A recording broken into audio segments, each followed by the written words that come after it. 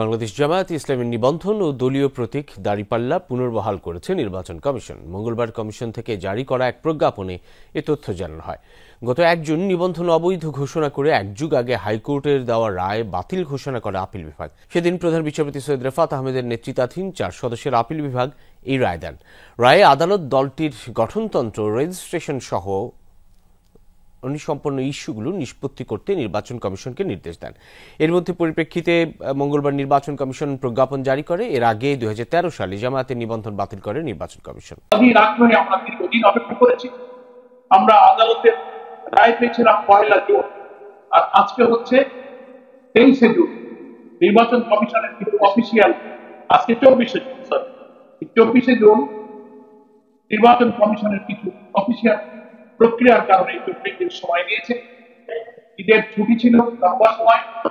আমরা গণমাধ্যম, বাংলাদেশের জনগণ, আইনজীবী, আমাদের জন্য যারা দোয়া করেছেন, ন্যায্য অধিকারের পক্ষে যারা সোচ্চার ছিলেন, বাংলাদেশ জামায়াত ইসলামীর পক্ষ থেকে দেশে বিদেশের সকল খুদি শুভাকাঙ্ক্ষী কর্মী, জনশক্তি, প্রবাসী, দেশি সকল মানুষের কাছে আমাদের কৃতজ্ঞতা আমরা প্রকাশ করেছি।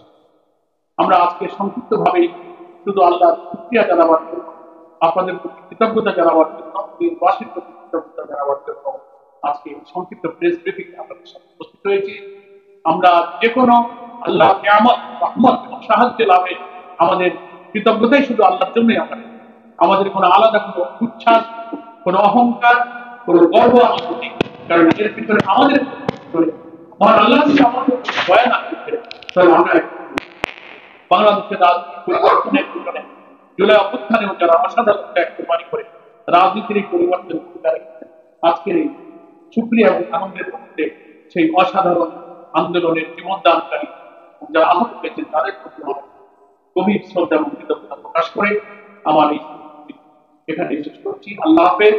বাংলাদেশ জিন্দাবাদ, জামায়াত ইসলামী জিন্দাবাদ।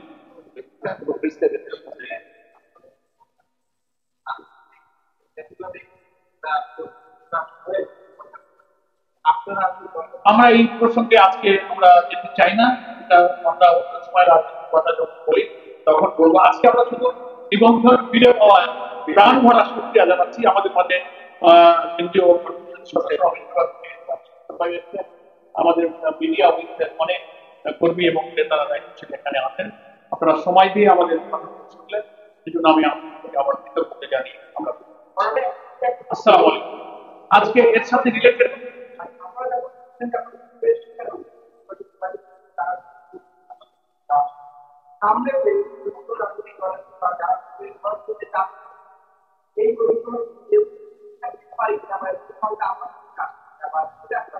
আমাদের কোনো সংজ্ঞা নেই। এই কারণে বর্তমান অন্তর্বর্তীকালীন সরকারের নিরপেক্ষতার ব্যাপারে আমরা আস্থা রাখি।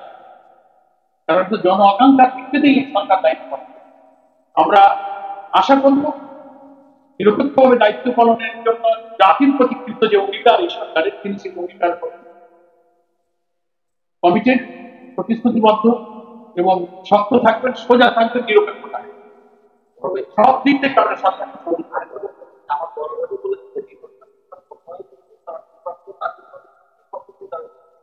এই প্রক্রিয়ার মাধ্যমে আমরা আরেকটু থেকে করতে পারবো। আলহামদুলিল্লাহ আমাদের নির্বাচনে প্রক্রিয়া প্রস্তুতির পথে এটাতে এক ধাপ অগ্রগতি আনা। গোটা জাতির লক্ষ কোটি আমাদের সুদী শুভাকাঙ্ক্ষীরা এই আর্থের জন্য, এই সুন্দর মুহূর্তের জন্য অপেক্ষা করছে। কত মানুষ দোয়া করে, কত মানুষ চোখের পানি ফেলেছে রোজা রেখে। আজকে তারা সেই অধিকার আল্লাহর কাছ থেকে আল্লাহর সাহায্যে আমরা ফিরে পেয়েছি। আমাদের সারা নেতা সবার খুশি হয়েছে। আলহামদুলিল্লাহ। ধন্যবাদ সবাইকে। হ্যাঁ,